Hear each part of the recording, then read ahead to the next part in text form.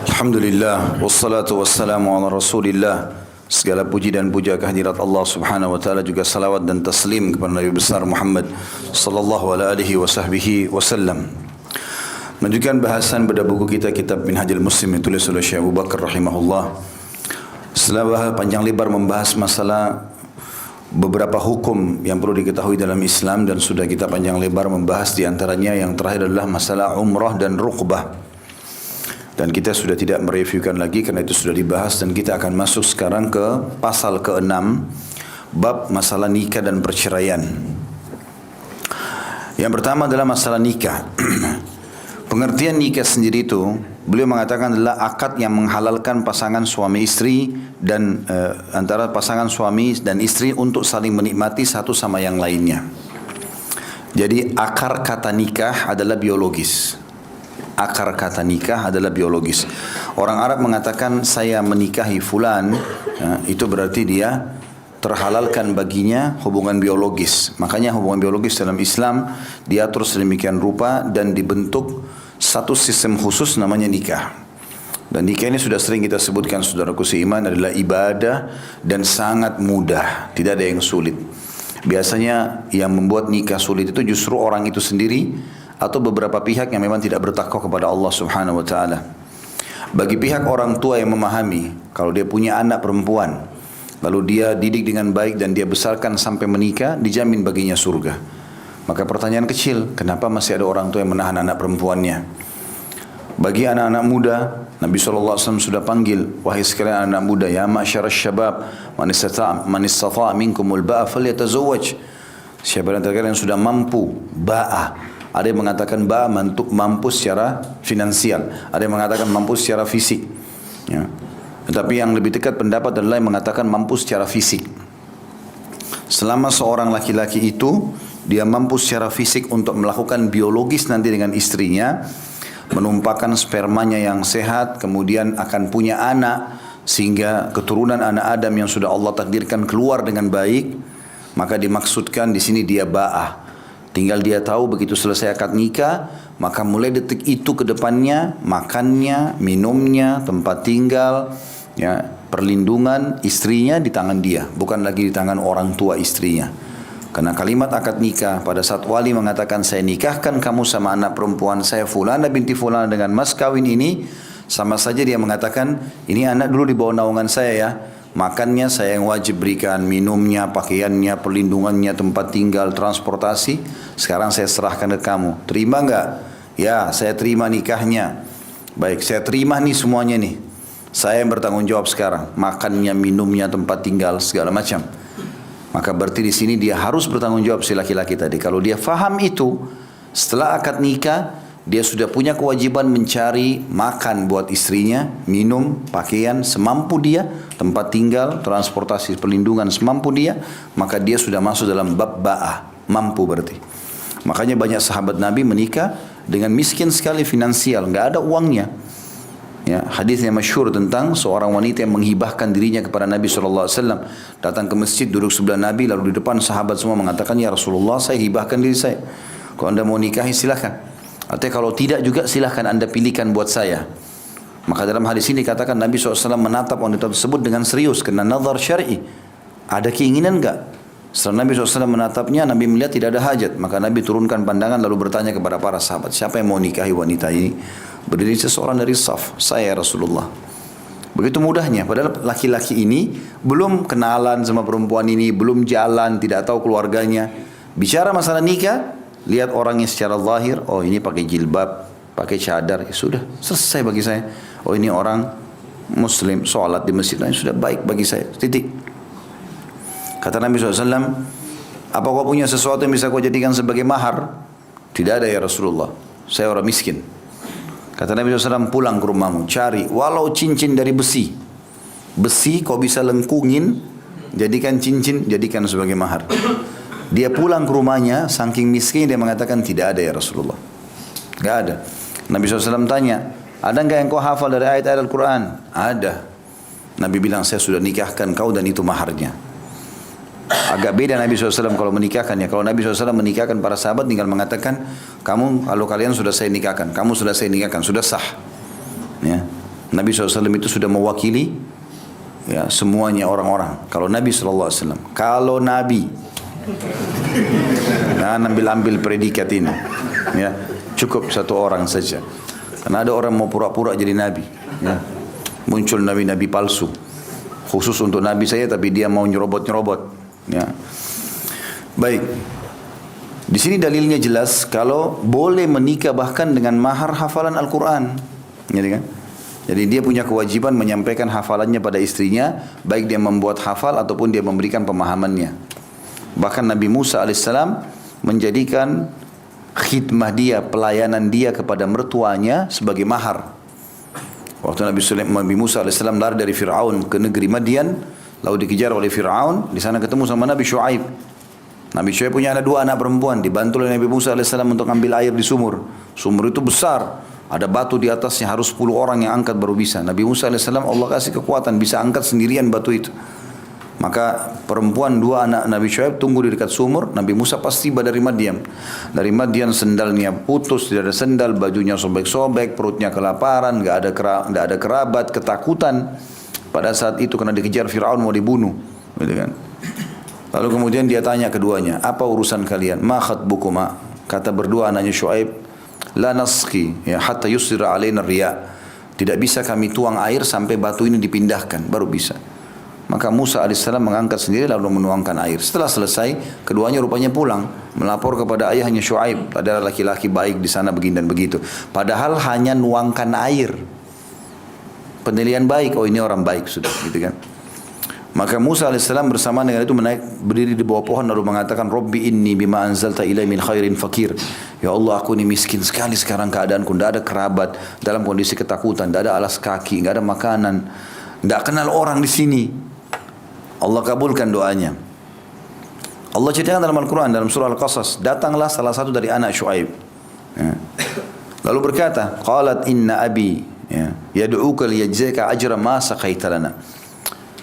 Ayah kami memanggil anda untuk memberikan balasan, gitu kan, atas tadi jasa kenakan tuangkan air buat kami, gitu kan. Maka Musa alaihissalam ikut. Waktu itu Musa alaihissalam jalan, anaknya Nabi Syuaib jalan di depan, dia di belakang.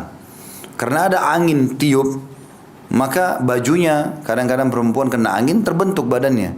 Nabi Musa alaihissalam tahu, nggak mau itu. Lalu dia mengatakan berhenti sebentar, saya di depan, kau di belakang. Dia bilang tinggal katakan kanan atau kiri. Ya. Tujuannya supaya dia nggak lihat auratnya, tapi dia nggak ngomong, dia cuma lakukan saja itu karena ketakwaannya kepada Allah SWT. Sampai di rumah, Nabi Syuaib tanya, siapa kau ini? Saya Musa. Ada wahyu ini, Nabi Allah juga, tapi beda lokasi, gitu kan. Kemudian diceritakanlah semua kisah Fir'aun. Kata Nabi Syuaib, sudah datang wahyu kepadaku, nggak ada masalah. Itu Fir'aun tidak sampai ke wilayah ini, nggak bakal sampai. Wilayahnya sudah dibatasi sama Allah. Kau aman di sini. Kemudian salah satu anak perempuannya Nabi Syuaib bilang, ya abati istajirhu inna khaira man istajartal qawiyul amin. Sebelum saya terjemahkan, bagi orang yang mau cari anak mantu ini bagus syaratnya. Di sini juga laki-laki yang belum nikah ikuti syarat ini supaya antum mudah diterima lamarannya. Serius ini. Hah? Tahu nggak apa itu? Kata perempuan ini, wahai ayahku tercinta, sewa orang ini, pakai jasanya. Kenapa? Karena sebaik-baik yang kau sewa adalah yang punya fisik kuat dan orangnya terpercaya. Jadi bukan banyak duitnya, bukan tampan wajahnya, fisiknya kuat, bisa menjalankan tugas sebagai laki-laki, bisa biologis, bisa bekerja, bisa melindungi, dan terpercaya, jujur. Kata ulama tafsir, kekuatan yang dinilai oleh si anak Syuaib ini adalah karena Nabi Musa bisa angkat batu sendiri tadi. Ini sejalan dengan sabda Nabi SAW, al-mu'minul qawi khairun wa ahabbu minal mu'minul dhaif. Orang mukmin yang kuat secara fisik, secara iman, jauh lebih dicintai Allah dan lebih baik daripada orang mukmin yang lemah. Wa fi kullin khair, dua-duanya ada kebaikan. Tapi kalau orang mukmin menjaga fisiknya, kekuatannya itu bagus, gitu kan? Menjaga makanan yang halal, yang sehat, berolahraga, istirahat yang cukup, itu semua manfaatnya besar yang Nabi SAW sudah contohkan. Kalau terpercayanya, karena dirincikan oleh para ulama tafsir, perempuan ini menilai kepercayaan karena tadi kepercayaan bukan kepercayaan transaksi jual beli di sini, tapi kepercayaan kenapa dia bisa menyuruh perempuan itu jalan di belakang dan dia jalan di depan. Berarti dia belum diamanahkan, anak perempuan ini sudah dijaga sama dia. Dia nggak mau sembarangan gitu. Maka akhirnya Nabi Syuaib pun mengatakan, inni uridu an unkihaka ibnah ihdabdatayya hataini ala an ta'jurani thamani hijaj fa in atmamta ashran fa min indik. Ya. Al-ayah artinya, aku ingin sekarang menikahkan kau dengan salah satu dari dua anak perempuanku ini, pilih yang mana kau suka, dengan maharnya adalah engkau aku sewa 8 kali musim haji, 8 tahun. Artinya kau bekerja sekarang sama aku, ambilin air tiap hari, gembalakan domba, pokoknya jadi tangan kananku di sini. Dan itu maharnya supaya kau bisa nikah salah satu anakku. Nabi Musa AS setuju. Dia mengatakan, baiklah saya setuju dengan 8 tahun itu, tapi yang 2 tahunnya lagi jangan kau bebankan kepadaku. Kalau aku lanjutkan, oke, kalau enggak ya enggak. Maka menikahlah mereka. Dan ulama mengeluarkan di sini sebuah hukum, bolehnya menikah dan bahkan maharnya itu jasa. Ya.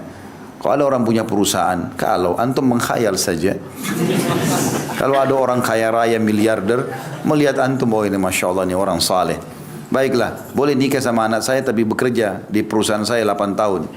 Ya. Boleh sama begitu kasusnya. Ya. Kalau ada, Allahu a'lam. Mengkhayal. Kenapa sih orang kaya cari juga orang kaya? Tapi yang jelas ini contoh saja ya. Baik, jadi berhubungan dengan masalah nikah, memang nikah itu adalah biologis. Makanya ulama mengatakan, orang kalau sudah berumah tangga, yang paling pertama dibuat jenuh dalam rumah tangga adalah biologisnya. Karena itu pondasi dasarnya rumah tangga. Kapan biologisnya sehat, selalu baik, menjalankan apa yang Allah SWT halalkan dan menjauh apa yang Allah haramkan. Nanti akan dijelaskan, Allah haramkan berhubungan di kemaluan pada saat haid dan nifas, tidak boleh masukkan kemaluan ke dalam dubur. Ini semua dijauhi dan nikmat yang halal, maka sehat rumah tangganya. Semua permasalahan bisa dipecahkan asal biologisnya sehat. Kapan biologisnya buruk, maka akan kacau semuanya rumah tangga itu. Ya. Makanya Islam memberikan definisi, nikah itu justru penghalalan, tadi dikatakan situ ya. Pengertian nikah adalah menghalalkan pasangan suami istri untuk saling menikmati satu sama yang lain. Memang saatnya antum melampiaskan kebutuhan itu. Mirip dengan orang lapar makan makanan, orang haus minum, orang capek tidur. Ya, ini biologis kebutuhan juga. Dan harus terjadi itu karena dengan itulah populasi manusia bisa berkembang. Dan kata Nabi SAW di dalam sebuah hadis, sesungguhnya Allah pasti akan mengeluarkan semua anak Adam akan lahir sampai yang terakhir Allah takdirkan keluar sebelum hari kiamat. Mau nggak mau akan keluar, semua akan lahir dengan izin Allah SWT. Tinggal dari siapa Allah SWT mudahkan. Hanya saja sebagian ulama mengatakan, kalau seseorang itu bisa menjalankan amanah Allah dengan baik, maka Allah akan tambahkan amanah itu padanya.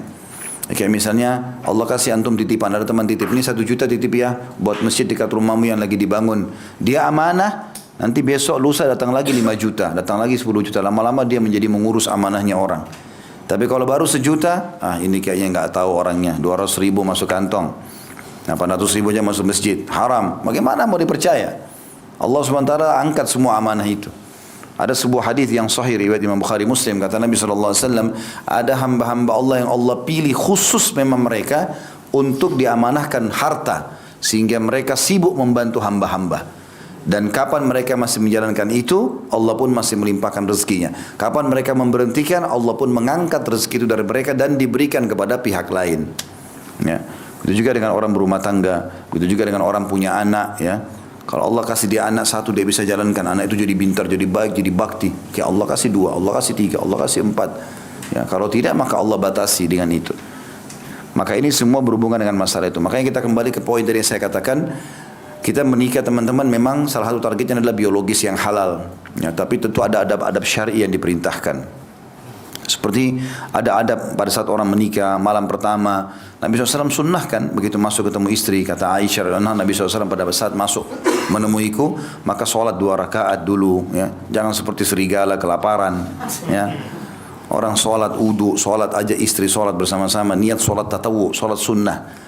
Lalu setelah itu sunnah Nabi SAW memegang ubun-ubun kepala sambil mendoakan, Allahumma inni as'aluka khairaha wa khairan ma jabalta alaih. Ya Allah, aku minta kebaikannya perempuan ini dan kebaikan yang kau bebankan padanya. Maksudnya akhlaknya, kelembutannya, kesuburannya, semua aku minta itu ya Allah. Wa a'udzubika min syarriha wa syarri ma jabalta alaihi. Dan jauhkanlah aku dari keburukannya dan keburukan yang kau bebankan padanya. Kalau ada sifat-sifat buruknya, Allah hilangkan semua gitu. Itu sunnah Nabi SAW sampaikan ubun-ubunnya. Sunnah Nabi SAW juga adalah memberikan minum kepada istri untuk menghilangkan ketegangan. Ya, makanya Nabi SAW memberikan segelas susu kepada Aisyah. Boleh apa saja, yang penting minuman gitu kan.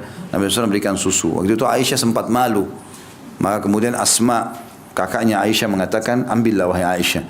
Maka Aisyah pun mengambil dan meminum susu yang dikasih oleh Nabi SAW. Kemudian orang, sebagian ulama menekankan bersenda gurau, berbicara, menanyakan kabar dan segala macam. Baru kemudian mereka masuk ke hubungan biologis itu. Sehingga memang terbukalah pintu-pintu yang baik. Dan itu halal bagi dia.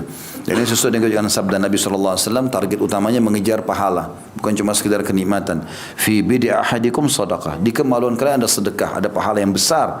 Kata para sahabat, ya Rasulullah, ayati ahaduna ahlu walahu fihi ajr. Apakah seseorang di antara kami menggauli istrinya dapat kenikmatan? Ya, kemudian dia juga dapat pahala. Kata Nabi SAW, ara'aitum law wada'tumu fil haram alakumul wizr.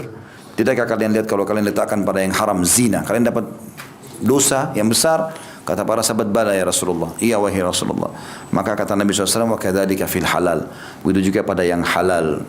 Maka teman-teman sekalian, yang paling pertama syaitan rusak dalam rumah tangga adalah masalah biologis. Makanya juga ada adab-adab yang harus dijaga. Tadi itu saya sudah jelaskan kalau adab malam pertama. Juga jangan lupa membaca doa dan tidak tergesa-gesa. Bahkan kata Nabi SAW, janganlah seseorang di antara kalian menggauli istrinya seperti hewan. Kata para sahabat, dan harusnya ada di antara mereka Rasul. Rasul itu kayak perantara. Kata para sahabat, ya Rasulullah, apa itu yang anda masukkan dengan perantara? Kata Nabi SAW, ciuman dan ucapan-ucapan yang baik, santun, gitu kan, berbicara, melunakkan suasana, mencairkan segala macam. Baru ada orang subhanallah biologis seperti hewan, naudzubillah, syahwatnya bangkit, tinggal gauli istrinya, mau istrinya selesai tidak, dia nggak pusing.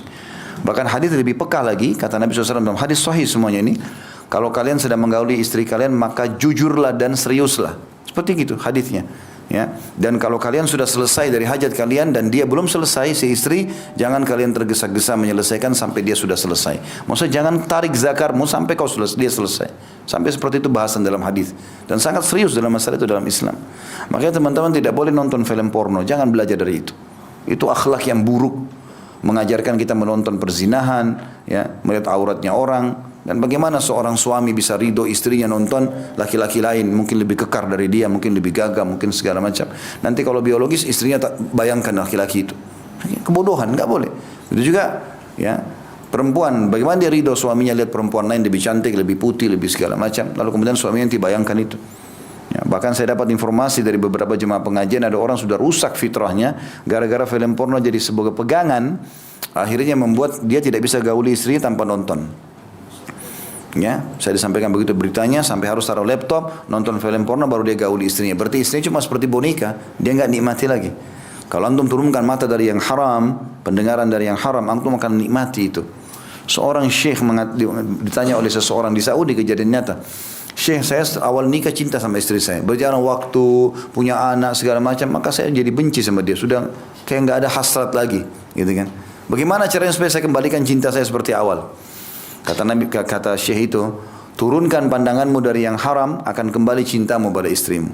Masalahnya matamu suka lihat yang lebih muda, yang lebih cantik, maka istrimu jadi nggak ada nilainya. Yang itu. Subhanallah, orang kalau sering, diantara hikmah hijab kata para ulama, kenapa hijab disuruh pakai? Bahkan makin tertutup makin bagus, apalagi kalau cadar segala macam. Apa hikmahnya? Kata para ulama, laki-laki mudah jenuh. Maka dengan tertutup seperti ini istrinya di luar, kemudian masuk rumah dibuka, maka itu menghilangkan kejenuhan. Kalau dalam rumah dia lihat terbuka pakaiannya, di luar rumah terbuka juga, hilang kejenuhan. Hilang keinginan, ya hasrat jadi hilang malah. Tapi kalau di luar pakai cadar, pakai jilbab besar, masuk rumah dia dandan dengan rapi, terbuka, maka itu jauh menghidupkan suasana. Syaitan kata para ulama akan menghilangkan keinginan biologis halal ini dan bercoba mengalihkan kepada yang haram, gitu kan? Makanya dibuatlah pertengkaran kadang-kadang pada hal yang kecil. Terlambat istrinya masak sudah bertengkar 2 hari nggak biologis. Suaminya terlambat belikan barang bertengkar gara-gara itu. Teman-teman sekalian, kalau masalah teknis dunia, mudahkan. Teknis duniawi, istri lupa masak, suami lupa beli belanja, terlambat sedikit uang nafkah, teknis sudah biarin. Selama bukan pelanggaran agama. Kalau sudah pelanggaran agama wajar kita marah. Ya, dikatakan dalam sebuah hadis Bukhari, kata Aisyah radhiyallahu anha, Nabi sallallahu alaihi wasallam kalau berhubungan dengan hak beliau biasa aja, toleransi. Tapi kalau berhubungan dengan pelanggaran agama maka beliau marah gitu kan. Maka beliau marah. Dan banyak hal yang harus dipelajari berhubungan dengan masalah ini tentunya, tapi yang jelas Hadis ini harus hati-hati dalam riwayat Bukhari. Kata Nabi SAW, iblis memiliki singgasana di lautan dan setiap hari anak cucunya melapor. Saya baru buat si fulan berkelahi, yang satu membunuh, yang satu mencuri. Oleh iblis dianggap biasa. Sampai ada anak cucunya yang mengatakan, saya tidak meninggalkan satupun cara kecuali saya sudah ceraikan suami istri. Maka oleh iblis mengatakan, kau ini pahlawan, didudukkan di sebelah singgasananya. Berarti iblis lebih suka ya orang cerai daripada membunuh, mencuri, riba. Itu masih kecil di badangan iblis. Karena kalau orang cerai secara kejiwaan rusak. Biarpun dia semangat, sebenarnya dia sakit hati juga, gitu kan. Banyak orang cerai teman-teman sebenarnya masih saling cinta, tapi karena ada godaan orang ketiga dari luar, berzina, selingkuh, apalah mungkin kata-kata kasar, jadi akhirnya terpaksa cerai. Itu membawa perasaan tidak enak. Ya, ada banyak orang stres gara-gara itu, akhirnya bunuh diri, akhirnya begini, anak-anak jadi korban, kan itu. Oleh karena itu memang itu target iblis.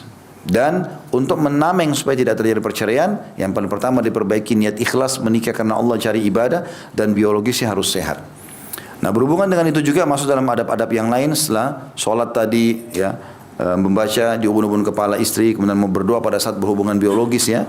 Sebagaimana sabda Nabi SAW, siapa yang berhubungan biologis membaca Allahumma jannibna minasyaitan wa jannib syaitani ma razaqtana, ya Allah jauhkan kami dari syaitan dan jauhkan syaitan dari apa yang kau karuniakan kepada kami, maka kalau Allah takdirkan mereka punya anak, anaknya tidak akan diganggu oleh syaitan selamanya. Kata ulama hadis, anaknya tidak akan nakal. Kalaupun sampai menyimpang dinasihati langsung bisa sadar, mudah dapat hidayah. Nah, itu masalah biologis, gitu. Begitu juga dengan hal-hal yang berhubungan dengan masalah teknis-teknis lapangan, seperti harus menjaga bau mulut, bau badan, tutur kata, ya. Bagi laki-laki, karena Nabi SAW dikatakan dalam sebuah riwayat Bukhari, kan ulama mengatakan ini termasuk hubungannya dengan biologis. Tidak pernah beliau SAW masuk rumah kecuali sudah menggunakan siwak. Selalu bau mulutnya wangi, sehingga kalau ngomong nyaman. Karena awal interaksi kita adalah mulut. Secantik apapun paras wajah seorang dan setampan apapun begitu bicara, kalau yang keluar bau jengkol, bau apa, pingsan orang di depannya, orang sudah menghindar. Sekarang saya tanya teman-teman, antum sikat gigi sehari berapa kali? 2 kali. Ada yang lebih dari itu? 3. Ada yang lebih lagi?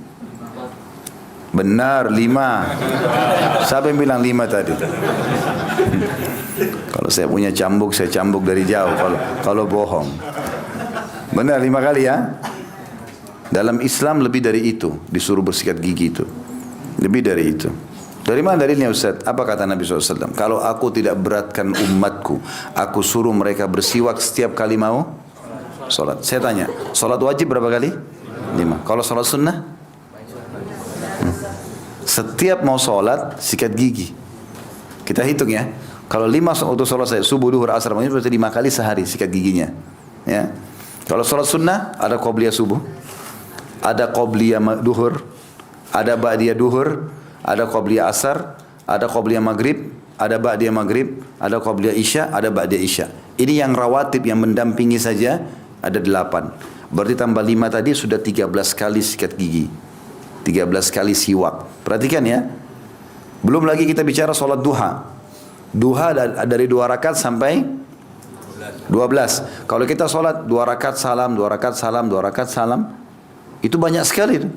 Berarti 6 kali, ya. Karena kan 2 rakaat salam, 2 rakaat 12 rakaat, berarti 6 kali ya.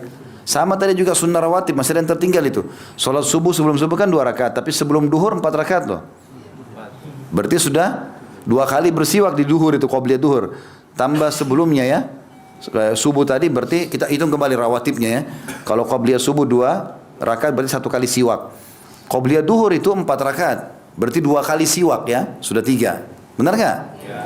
Ba'diyah duhur 4, berarti 2 kali lagi bersiwak. Sudah berapa? 5, 6 ya, mana yang benar? 5 ya, 5 dong. Ya. Kemudian qobliyah asar 4 rakaat, 2 kali berarti siwak. 7. Qobliyah maghrib 2 rakaat, 8. Ba'diyah maghrib 9. 9 kan? Kemudian qobliyah isya 10 karena 2 rakaat saja. Ba'diyah isya juga 2 rakaat, berarti 11. Ya, 11 tambah 5 rakaat, 5 tadi sholat wajib, berarti 16 ya. Oke. Tambah sholat duha tadi yang 6 kalau 12 rakaat. Kita hitung berapa kali kita disuruh bersiwak ini ya. Berarti 16 tambah 6 kalau di sholat duha 22 kali. Belum sholat tahajud. Tahajudnya 8 rakaat. Kalau 2 rakaat salam berarti 4 kali. Ya. Witir 2 rakaat dengan 1 berarti 2 kali. 6 berarti 28 kali. Itu belum antum sholat tahiyat masjid, sholat taubat, sholat wudu. Lebih dari 30 kali antum disuruh bersihin mulut sehari. Itu berhubungan dengan sholat ya. Ada hadis lain. Kalau aku tidak beratkan umatku, aku suruh mereka bersiwak setiap kali mau berwudu. Wudu ini disunnahkan batal wudu, batal wudu, batal wudu, bukan cuma untuk sholat. Maka kita teman-teman, mulut ini nomor 1 dalam Islam. Dijaga betul, gitu kan? Selalu sikat, selalu bersihkan. Jangan sikat gigi, oh saya sudah sikat tadi pagi. Padahal makannya sudah berapa banyak ya, antara pagi sampai duhur. Dia tunggu nanti mau tidur baru sikat gigi. Bagaimana nggak lubang-lubang ini giginya? Dan ini ternyata berhubungan sekali dengan interaksi masalah biologi suami istri juga. Sangat luar biasa berpengaruh. Orang kalau ngobrol, bawa mulutnya wangi, segala macam. Selain sikat gigi, siapkan sekarang mouthwash ada. Nah, saya minta sama teman-teman panitia siapin di kamar mandi sini. Setiap kali saya datang, saya uduk dulu, saya mouthwash sikat gigi. Kumur-kumur, biar bau, wangi. Bau untuk diri sendiri aja, tidak usah untuk orang gitu lah. Kita jaga di rumah situ, di mana-mana saya selalu bawa, siap. Karena sunnah Nabi SAW itu memang dianjurkan untuk menjaga. Itu nyaman buat diri kita sendiri, nyaman juga buat orang, gitu kan? Menjaga bau mulut, menjaga bau badan. Kata Nabi SAW, fitrah 5. Fitrah itu artinya sesuatu yang berdasar bersih harus dijaga. Khitan, sunat, potong kuku, mencukur bulu kumis, mencukur bulu kemaluan, mencukur bulu ketiak. Ini juga termasuk tempat-tempat lembab. Kemaluan sama ketiak dicukur habis. Nabi SAW meletakkan wangi-wangian dari leher beliau sampai kaki beliau, dan beliau suruh istrinya meletakkan, kecuali kemaluan beliau letakkan sendiri alaihissalatu wassalam. Sunnah Nabi SAW. Nabi suka sekali dengan minyak wangi, sampai beliau dikatakan oleh para sahabat kadang-kadang bertemu dengan kami, sementara dari rambut beliau netes minyak wangi. Kita sekarang ada sampo, ada sabun, ya, dan seterusnya itu. Maka harusnya dijaga, gitu. Teman-teman sekalian, rambut kita menampung kotoran, gitu kan. Kalau mandi sampo, walaupun sudah mandi keramas pagi, keramas lagi, sampo lagi. Orang punya rambut yang panjang, orang punya jenggot, kalau laki-laki disampoin. Saya sehari bisa 4 kali saya sampoin supaya enggak gerah. Memang harusnya begitu. Ada banyak akhwat kita begitu, saya dengar dari istri saya. Laporannya ada sampai ke saya. Jadi biar akhwat enggak sampaikan, saya dapat bocorannya. Jadi enggak mau keramas kecuali kalau biologi sama suami. Jadi kalau seminggu enggak ketemu suami, rambutnya enggak basah-basah. La haula wala quwata illa billah. Bagaimana bisa terjadi itu? Kenapa begini? Enggak bisa teman-teman. Kata Nabi SAW, man kana lahu syar fal yukrimhu. Siapa yang Allah karunia rambut, dia harus merawatnya. Laki-laki perempuan sama. Sunnah Nabi SAW bagi laki-laki, siapa yang pergi hari Jumat, dia mandi dengan sebaik-baiknya, lalu dia gunakan minyak yang membasahi rambutnya supaya sisir rapi, memakai baju yang terbaiknya, pakai minyak wangi yang terbaik di rumahnya, lalu dia datang ke masjid, lalu dia sholat, lalu dia dengarkan khutbah, lalu sholat Jumat, kecuali dibersihkan dosanya yang lalu. Kata ulama, berhubungan sekali pembersihan dosa dengan masalah kesucian tadi. Memang dalam Islam begitu. Pakai baju yang bersih, wangi, penampilan yang baik. Bahkan kata Nabi SAW, aku dicintakan padaku dunia kalian dari 2 hal. Karena adanya wanita yang bisa dicintai, istri, anak perempuan, saudari, ibu, dan juga minyak wangi. Bagus kita menjaga diri kita dengan itu semua. Maka ini berhubungan sekali dengan masalah kesehatan biologis tersebut, ya. Kemudian teman-teman usahakan memaksimalkan tempat-tempat rumah, ya, fungsi-fungsi rumah. Kita kan di rumah itu ada ruang makan, ya, ada ruang tidur, ya, tempat tidur misalnya, ada ruang keluarga, ya, ada sofa, mungkin biasa begitu orang kalau rumahnya dibuat, ya. Baik, coba fungsikan itu. Jadi kalau mau bicarakan masalah keluarga, di ruang tamu, mau makan di ruang makan, maka yang dibahas itu saja. Naik di ranjang, bahasan ranjang cuma 2, tidur atau biologis, nggak ada yang lain. Kadang-kadang yang merusak ini orang naik ranjang bicaranya kemana-mana. Ribut di ranjang rusak biologisnya. Enggak. Antum naik di ranjang seperti manusia baru. Enggak ada permasalahan tadi yang dibicarakan. Tidur, istirahat, bantal empuk, spray yang wangi untuk tidur. Supaya antum perbaiki organ tubuh yang sudah antum pakai seharian. Berarti mobil udah dipakai seharian, dibersihkan. Istirahatkan mesinnya, gitu. Atau ngobrol yang enak-enak saja. Apa kata Umar radhiyallahu anhu? Umar memberikan kalimat yang mulia. Kami kalau di luar rumah kami seperti singa yang memantau mangsanya, bekerja keras, ya, ibadah, jihad, laki-laki luar biasa. Tapi kalau kami masuk ke rumah kami kembali seperti anak kecil, bercanda. Ya. Laki-laki sini perlu tahu, perempuan itu suka sekali ngetes. Ya. Jadi kadang-kadang antum cuma dites saja. Jangan terbawa dengan tes itu. Harus tahu bocorannya dari saya. Mau tahu nggak? Apapun pertanyaannya istri, tanggapi dengan kekanak-kanakan. Ya. Tadi kenapa terlambat gini? Oh, apa gini serius? Ya, tadi itu begini loh, sebenarnya begini. Ya, alihkan kepada yang lain. Masak apa hari ini? Oh, ini enak nih, ngobrol, tanya keadaan dia, gitu loh. Karena ada orang laki-laki nggak paham ini, maka setiap pulang dia stres. Karena pertanyaan istrinya seakan-akan menghardik dia, padahal itu cuma ngetes saja. Sayang nggak sih, gitu loh. Hanya itu saja. Kalau perempuan sudah banyak pertanyaannya, berarti antum terlalu jauh dari dia. Faham nggak? Allahu a'lam. Kalau antum pulang rumah pertanyaan dia banyak, berarti dia butuh didekati. Ya. Kalau antum sudah sering dekat, dia nggak akan banyak bertanya. Memang sudah begitu. Jadi jangan stres menghadapi rumah tangga. Yang bujang-bujang kan belum tahu. Nah, kita berbagi. Yang sudah rumah tangga saja banyak nggak tahu masalah ini. Akhirnya ubanan sebelum waktu. Nah. Maka ini harus diketahui tentunya beberapa hal berhubungan dengan masalah ini. Baik. Hukum nikah itu sendiri di poin B-nya, kata Syekh Abu Bakar rahimahullah, nikah disyariatkan sesuai dengan firman Allah Subhanahu wa taala dalam surah An-Nisa ayat 3. A'udzu billahi minasyaitonir rajim, fankihu ma taba lakum minan nisa'i mathna wa thulatha wa ruba' fa in khiftum alla ta'dilu fawahidatan aw ma malakat aymanukum dzalika adna alla ta'ulu. Maka nikahilah wanita-wanita lain yang kalian senangi, 2, 3 ataupun 4. Ya. Kemudian jika kalian takut tidak dapat berlaku adil, maka nikahilah seorang wanita saja atau budak-budak wanita yang kalian miliki. Yang demikian itu lebih dekat kepada tidak berlaku aniaya. Di sini potongan awal ayat yang berbunyi nikahilah para wanita, ya, nikahilah para wanita. Juga dalam ayat setelahnya ini perintah agar tidak membiarkan ada bujang ataupun gadis yang tidak menikah di tengah-tengah masyarakat kita. Allah suruh terima, nikahkan mereka. Ya, jangan biarkan mereka tinggal dalam kondisi seperti itu. Karena ini berbahaya. Banyaknya gadis dan bujang, banyaknya duda sama janda tidak punya pasangan, ini menyebarkan perzinahan. Dan Allah murka dengan itu. Kecuali kalau betul-betul dalam keadaan darurat, dia sakit, dia nggak bisa, orang gila, cacat fisik, ya. Selama anda menikah, gitu kan? Dan dimudahkan pernikahan. Allah bilang dalam surah An-Nur, ini firman Allah ayat 32. A'udzu billahi minasyaitonir rajim wa ankihul ayama minkum was-salihin min ibadikum wa imaikum. Nikahkanlah. Tadi suruh nikahkan mereka, motivasi supaya mereka menikah. Orang-orang yang sendirian di antara kalian dan orang-orang yang layak nikah dari budak-budak laki-laki kalian dan budak-budak wanita kalian. Artinya jangan ada duda, jangan ada janda, jangan ada gadis, jangan ada bujang, nikah, suruh menikah. Kecuali mereka punya udzur syar'i tadi. Ya. Dan sudah saya bilang berapa kali bujang-bujang, kalau mau cepat nikah cari juga yang sepadan. Ya. Gaji antum 2 juta, cari yang bisa kelola 2 juta.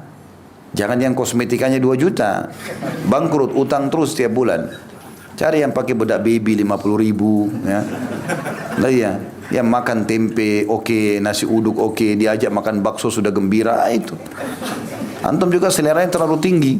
Kerjanya susah, motor masih pinjam, cari tetangga yang kaya raya naik Mercy. Menghayal nanti naik mobil Mercy, antum dihina nanti, nggak bisa. Ya kecuali sedikit aja yang tidak terhina itu. Yang lain susah, gitu kan? Nabi sudah bilang pesannya wa ankihul akfa minkum. Nikah dengan orang yang sepadan, selevel, wajahnya, kulitnya, ya, poster tubuhnya, ekonominya, pendidikannya sepadan, supaya kita juga bisa jalan dengan dia. Karena kalau terlalu jauh, ini juga masalah juga. Ini level pendidikan terlalu tinggi, ini sama sekali enggak. Sehingga kalau ngomong enggak nyambung. Ini bahasanya bahasa akademik, ini enggak ngerti-ngerti. Apa yang kamu bilang itu? Dia sudah biasa pakai bahasa di pasar saja, pakai di rumah bahasa sederhana. Ini bahasanya sudah tinggi-tinggi semuanya. Atau mungkin ini terlalu kaya, udah biasa minum kopi aja harus di tempat yang 1 gelas kopi 150 ribu. Ini udah biasa beli kopi yang 3 ribu 1 bungkus. Ini lihat, ini kenapa beli kopi ini mahal, mubazir, ribut gara-gara kopi. Kalau dia selevel, udah biasa minum kopi begitu, nggak ada masalah bagi mereka. Oh iya, sana aja yuk, ayo minum, nggak apa-apa. Kan jadi masalah. Ini biasa beli baju, satu baju 500 ribu, 700 ribu. Saya pernah temani satu jemaah waktu umrah, minta ditemani Ustaz mau belanja sekeluarga. Baiklah. Minta antar di toko abaya baju, abayanya satunya 5.000 real. 15 juta ke atas gitu. Belanja, main ambil saja. Ada juga jemaah saya tidak, Ustaz saya mau beli abaya tapi yang 50 real ke bawah. Ada di bawah, ada tokonya sendiri. Saya temani juga ini di sini. Beda memang. Dan ini tidak bisa ketemu ini. Karena ini memang mau cari yang toko 50 real, ini 5.000 real. Coba. Ini satu baju dia beli 5.000 real, bagi ini mungkin bisa hidup 2 bulan, 3 bulan. Gitu kan. Ini beli baju 50 real sudah puas sekali. Ada jemaah yang mau masuk toko 2 real. Tadi toko 2 real Ustaz. Baik, beli mainan-mainan kecil buatan 2 real. Ada yang tidak mau. Beli mainan pun harus di merek tertentu, harganya sekian ratus real, gitu. Tapi memang ini keadaan orang ya, kita nggak bisa paksakan. Nah ini tidak bisa sepadan nanti, ini jomplang sekali dia. Kalau ini miskin sekali, ini kaya sekali. Atau orang jelek nikah sama orang yang gagah sekali atau cantik sekali, jadi jomplang juga. Nanti jadi susah juga. Kecuali betul-betul iman antum kuat sekali. Ya. Thabit bin Qais radhiyallahu anhu, orang yang baik, luar biasa imannya, luar biasa ibadahnya, sedekahnya luar biasa, orang kaya raya. Cuma satu kekurangannya, secara fisik agak jelek. Nikah sama istrinya orang cantik, nggak bisa sabar akhirnya. Langsung diadakan, ya Rasulullah, kata istrinya, Thabit ini saya nggak hina di agamanya, di akhlaknya, dermawannya luar biasa. Tapi saya kalau lihat dia, saya merasa nanti saya nggak bisa jalankan kewajiban, gitu kan? Jadi terpengaruh dengan kekurangan fisiknya ini, gitu kan? Maka boleh nggak saya minta cerai? Nabi SAW panggil Thabit, ini istri mau komplain seperti ini, gimana? Dia bilang, tidak apa-apa ya Rasulullah, kalau dia mau cerai tapi dia kembalikan mahar saya kasih dia kebun kurma kaya raya miliaran, gitu kan? Katanya tanya istrinya, mau kembalikan nggak? Oh mau ya Rasulullah, saya kembalikan, yang penting cerai. Udah dikembalikan maharnya, cerai, gitu kan? Tapi ada satu kisah yang pernah saya sampaikan, ada di Irak terjadi, tapi itu kisah nyata. Ini jarang sekali. Kalau ada begini luar biasa. Gitu kan? Ada satu wanita sangat cantik, luar biasa terkenal sampai menjadi buah bibir di kota itu. Perempuan ini salihah, tinggi, cantik, putih, pintar segala macam. Setiap laki-laki lamar dia juga tahu ini harus level dengan dia masuk. Selalu ditolak sama dia. Terakhir ada satu orang jelek datang, jelek dan miskin datang, beranikan diri melamar. Uniknya diterima lamaran sama perempuan ini. Heboh satu kota Irak, di Irak itu. Saya salah di salah satu kotanya, lupa saya di Kufah atau di Basra. Lalu kemudian nikahlah.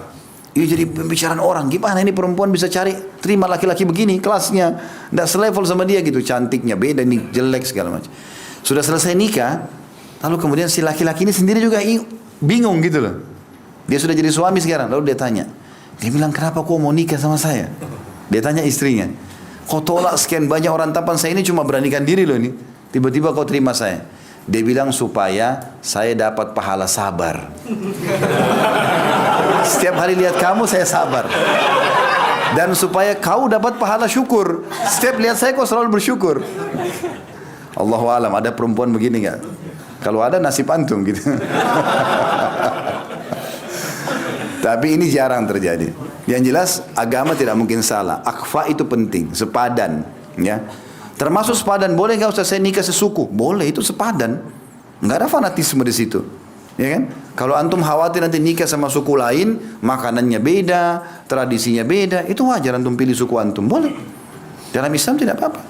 Nabi SAW juga nikah dengan wanita Arab, gitu kan? Walaupun ada istri beliau dari Yahudi, gitu kan? Tapi yang jelas itu boleh, tidak dilarang dalam Islam. Tapi yang tidak boleh fanatik, rasis. Enggak, saya kalau tidak nikah sama suku saya enggak mau. Yang lain tidak baik, itu enggak boleh. Tapi kalau antum melihat secara pribadi, kayaknya saya kalau nikah sama suku saya, ada juga orang nikah sama kerabatnya, sepupunya. Karena sudah dari kecil biasa sama-sama.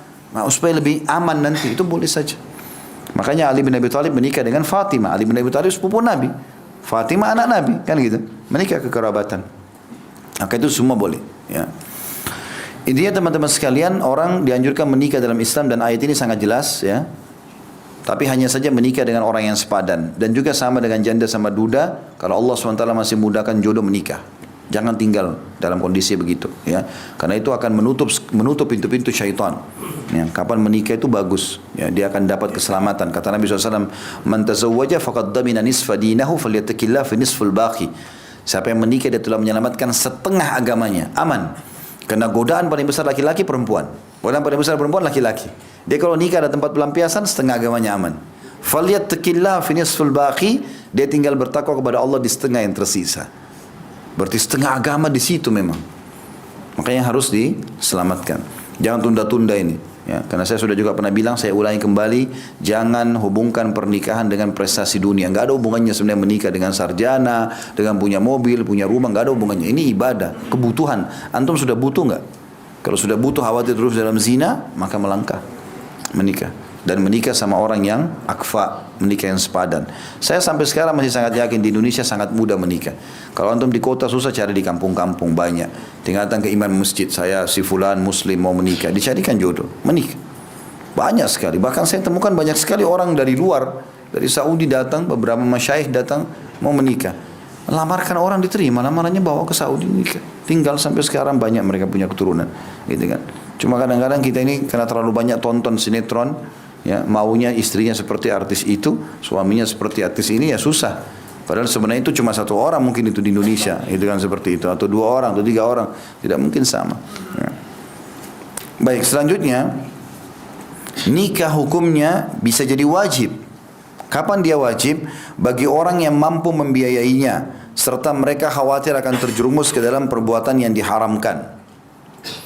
Nikah juga bisa menjadi sunnah, bukan kewajiban. Bagi orang yang mampu membiayai, dia punya uang, tapi ia tidak merasa khawatir akan terjerumus dalam perbuatan yang diharamkan. Sebagaimana ditegaskan di dalam hadis Nabi SAW, "Ya ma'syarasy syabab, man istata'a minkumul ba'a falyatazawwaj fa inna ghaddu lil basar wa ahsanu lil farj." Wahai sekalian anak muda, barang siapa yang dari kalian mampu memberi nafkah, maka menikahlah, karena nikah itu dapat menundukkan pandangan serta lebih memelihara kemaluan. Hadis ini riwayat Bukhari nomor 5066, Imam Muslim 1400. Ya, saya sudah jelaskan dari hadis ini di awal pertemuan kita. Ada yang memaknakan ba'a adalah kemampuan finansial, sebagaimana Syekh Abu Bakar jelaskan di sini, rahimahullah. Ada juga yang mengatakan kemampuan secara fisik. Yang penting dia sudah bisa, ya, melakukan biologis dan kemudian dia siap bertanggung jawab kepada istrinya, maka dianggap dia sudah boleh menikah. Tinggal dia wajib kalau dia khawatir terus dalam zina, maka dia harus nikah. Dia sunnah kalau dia masih bisa mengontrol diri. Bisa juga menjadi makruh dan haram, ya, nikah itu, ya. Kalau makruh itu misalnya, kalau antum nikah, antum tahu akan mendatangkan mudarat yang besar. Mudarat yang besar dalam pernikahan itu. Misalnya antum paksakan menikah sama seseorang yang kemudian pernikahan itu antum ragu, kayaknya dia akan hina nanti. Kayak tadi misalnya orang miskin nikah sama orang kaya, ya. Atau orang belum tidak pendidikan sama sekali nikah sama orang punya pendidikan yang tinggi. Maka ini bisa jadi makruh hukumnya. Dan bisa jadi haram kalau dia menikah dengan mahramnya. Ibu sama anak sama ibu, ya. Ibu sama anak, ayah sama anak, saudara sama saudari, ya, tante sama ponakan, ini semua hukumnya. Atau mantan pasangan orang tua, ini semua mahram. Ya, tidak boleh sama itu, jadi haram hukumnya. Juga dalam hadis yang lain Rasulullah SAW memerintahkan kita untuk mendahulukan wanita yang subur, ya. Kata beliau, "Tazawwajul wadudal walud fa inni mukatsirun bikumul umamal yaumal qiyamah." Nikahilah wanita-wanita yang banyak cintanya, maksudnya penuh kasih sayang, ya, orang yang lembut, ramah, lagi subur. Bisa dilihat dari keluarganya kesuburan ini. Kalau keluarganya punya keturunan banyak, punya tantenya, ini keturunan banyak nih, berarti subur, gitu kan. Karena aku akan membanggakan kalian disebabkan jumlah yang banyak atas umat terdahulu pada hari kiamat nanti. Hadis ini riwayat Ahmad nomor 12.202 dan Abu Daud 2050. Ibnu Hibban jilid 9 halaman 338 dan beliau mensahihkannya. Yang jelas ini dalil-dalil tentang hukum pernikahan, anjuran untuk menikah, gitu kan. Selanjutnya poin C-nya hikmah nikah. Di antara hikmah nikah adalah sebagai berikut. Yang pertama, melestarikan manusia dengan perkembangbiakan dihasilkan melalui nikah. Karena manusia harus berkembang biak, nggak mungkin tidak. Kalau kita berhentikan biologis, laki-laki perempuan tidak ada saling suka segala macam, berhentilah generasi manusia. Padahal nggak mungkin terjadi, harus berkembang biak, gitu kan. Nah, tapi Islam datang mengatur caranya. Nah, ini cara yang sangat baik, menikah itu sangat yang baik, meminta dengan cara yang baik-baik, diterima, terus akad nikah, ada saksi, ada mahar, terus kemudian mereka menikah, boleh menikmati satu sama lain dengan cara halal. Kalau hamil mereka gembira, punya anak, anaknya juga jelas statusnya gitu kan. Tapi kalau orang zina, dia ketakutan dalam melakukannya, kemudian juga banyak sekali efek-efeknya, malu di masyarakat kalau dia hamil, anaknya yang tidak jelas statusnya, banyak hal-hal yang berbahaya. Makanya dianjurkan untuk melestarikan generasi manusia dengan cara yang baik. Perlu juga digarisbawahi ya, suami istri itu partner yang baik. Suami pemimpin, istri wakilnya. Maka suami penentu keputusan, istri merealisasikan keputusan itu. Jangan dibalik fungsi ya, nggak boleh dialih fungsikan ini. Banyak orang balik kondisi rumah tangganya, jadi kacau juga. Istrinya penentu keputusan, dia yang diatur. Ya. Makanya nggak bisa, nggak akan stabil, gitu kan? Nggak akan pernah normal. Karena Allah mengatakan dalam Al-Quran, Ar-rijalu qawwamuna 'alan nisa. Laki-laki penentu keputusan, pemimpin terhadap perempuan. Pemimpin berarti dia menaungi, dia memberikan instruksi, lalu dia membantu, merealisasikan dan segala macam. Perempuan tinggal tahu menjalankan saja itu. Gitu. Yang kedua, kebutuhan pasangan suami istri terhadap pasangannya untuk memelihara kemaluannya dengan melakukan hubungan seks yang suci, kata beliau. Jadi biologis yang halal ini. Saya pernah bilang orang kalau nikah hatinya tentram. Semua orang nikah tuh gembira, ya kecuali orang yang dalam keadaan tertentu misalnya terpaksa, orang yang sakit mungkin beda. Tapi umumnya orang menikah kalau dia normal maka gembira. Maka secara otomatis biologisnya juga bagus. Yang laki-laki lagi gembira, sel telurnya spermanya berarti kualitasnya bagus, perempuan juga gembira, sel telurnya juga bagus, anak nanti manusia juga akan bagus hasilnya, gitu kan. Dan kalau mereka dua-duanya baik, soleh dan soleh, anak-anak juga kader manusia jadi baik, kan gitu. Di tangan mereka semuanya. Kemudian yang ketiga, kerjasama pasangan suami istri dalam mendidik anak dan menjaga kehidupannya. Ini juga kadang-kadang di masyarakat ada kita terlalu melepaskan anak-anak pada ibu istrinya 100%, kadang-kadang juga dilepaskan kepada ayahnya 100%, juga keliru. Harus kerjasama yang baik. Si ayah mencari nafkah yang baik yang merupakan sumber energi di badan anak-anaknya, susunya, makanannya, minumnya, tempat bernaung rumahnya, pendidikannya, itu ayahnya semua yang kasih. Istrinya, si ibu di rumah tinggal mempraktekkan di lapangan. Ayo sholat nak, ayo begini nak, ayo begini. Sesekali ayah juga terlibat dalam masalah itu. Harus ada kerja tim yang bagus nih, supaya anak-anak tercetak menjadi kader-kader yang baik di umat ini. Dan ini yang bahaya teman-teman dalam masalah ini, kalau terjadi perceraian ini yang syaitan mau. Pasti kacau anak-anak itu, kesian. Makanya ada istilah juga di negeri-negeri barat, broken home. Kita kadang-kadang tarik di Indonesia atau di komunitas muslim. Sebenarnya sudah ada dalam Islam itu. Perceraian itu perbuatan halal yang paling Allah benci. Terakhir sekali. Betul-betul kalau pasangan kita sudah buruk sekali, udah kita nasihatin, udah kita doakan, tidak mau juga, ya baru cerai. Gitu kan? Tapi kalau enggak usah. Ini akhwat kita, setiap muslimah bertakwa kepada Allah. Jangan sedikit kecewa sama suami, ceraikan saya, pulangkan saya. Kalimat cerai seperti mainan. Ya, kata Nabi SAW, istri manapun yang minta cerai tanpa udzur syar'i, tidak akan mencium bau surga. Tidak bisa, apalagi masuk ke dalamnya. Makanya tidak boleh. Kita namanya nikah sama manusia, teman-teman, butuh adaptasi. Ta'aruf dalam Islam itu berjalan sampai kita mati. Ta'aruf sampai mati. Kalau yang awal antum baru kenalan, yang antum bilang ta'aruf kasih biografi itu awal pembukaan ta'aruf. Ta'aruf sebenarnya setelah akad nikah itu ta'aruf terus itu. Terus, karena kita saling kenal terus. Bahkan kadang-kadang sudah 10 tahun berjalan rumah tangga, kita baru tahu. Istri kita bilang misalnya, ini rumah makan kesukaan saya. Loh kok kamu baru bilang? Saya baru ingat. Oh ini sepupu saya. Loh kok kamu bilang? Ya saya juga baru ingat. Wajar itu terjadi.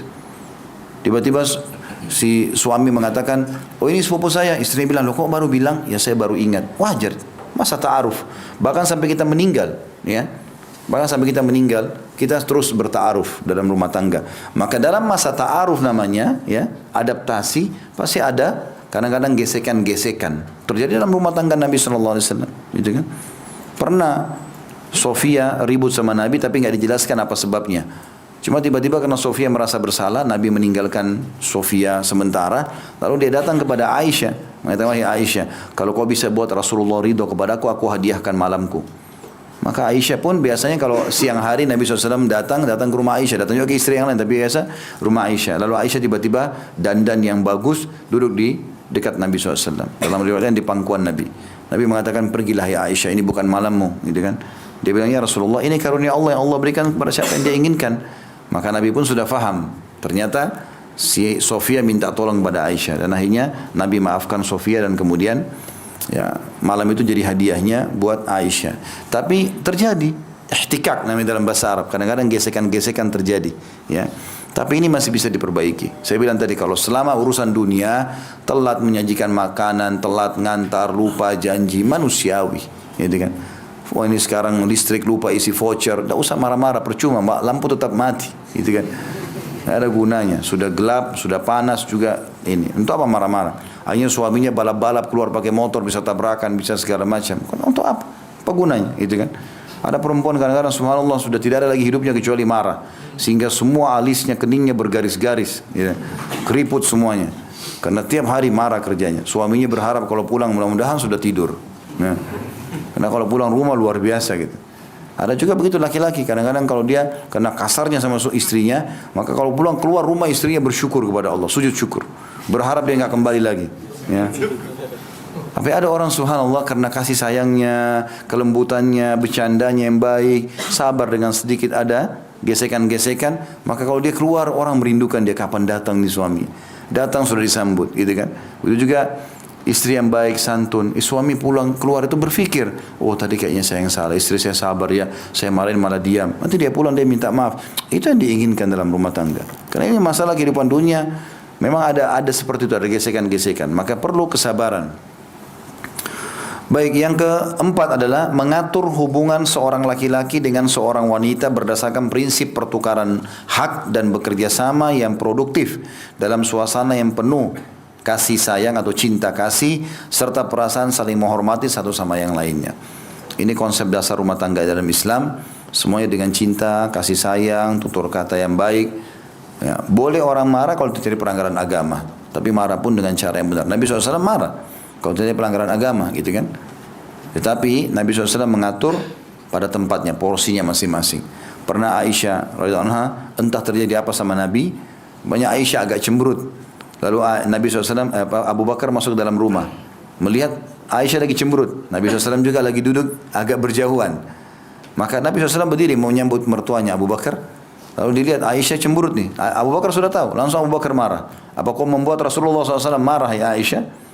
Maka Aisyah tahu kalau ayahnya marah ini bisa bergerak, ya mungkin bisa lebih tegas daripada suaminya. Dia tahu Nabi sangat lembut.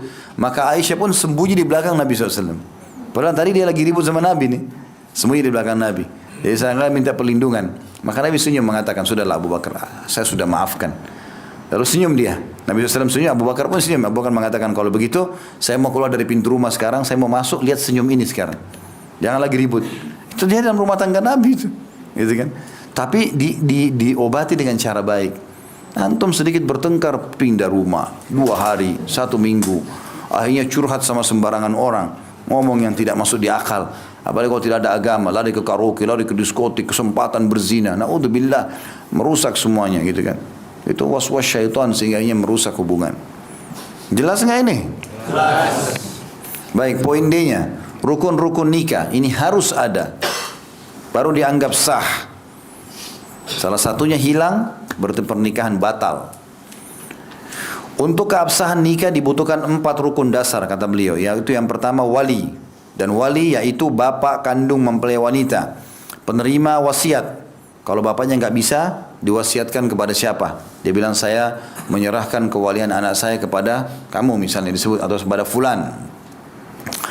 Atau kerabat terdekat dan seterusnya sesuai dengan urutan asabah wanita tersebut. Asabah itu maksudnya jalur langsung ke atas, bapak, kakek, kiri kanannya paman dan seterusnya.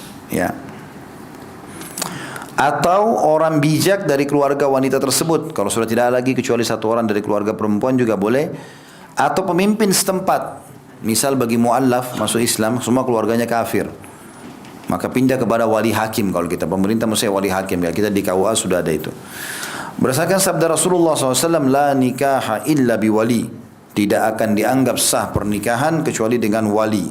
Hadis ini diriwayatkan oleh ashabus sunan, maksudnya pemilik-pemilik buku yang diistilahkan dengan sunan, seperti Sunan Nabi Daud nomor 2085, At-Tirmidzi nomor 1101, Ibnu Majah nomor 1801, dan disahihkan oleh Al-Hakim dalam kitab Mustadrak jilid 2 halaman 185, dan Ibnu Hibban di jilid 9 halaman 386. Umar bin Khattab radhiyallahu anhu berkata, wanita tidak boleh dinikahi kecuali atas izin walinya atau orang bijak dari keluarganya atau seorang pemimpin. Diriwayatkan Imam Malik dalam kitab Muwatta dalam kitab nikah nomor 1. Jadi harus ayahnya, kalau ayahnya sudah udzur, tua, stroke, ya, gila, murtad dari Islam, maka batal kewaliannya, pindah kepada kerabat ayah terdekat, paman segala macam, atau saudaranya si perempuan itu kalau paman-pamannya tidak ada. Ya, itu yang dimaksud orang biak. Kalau semuanya orang non muslim, maka boleh dia ke wali hakim.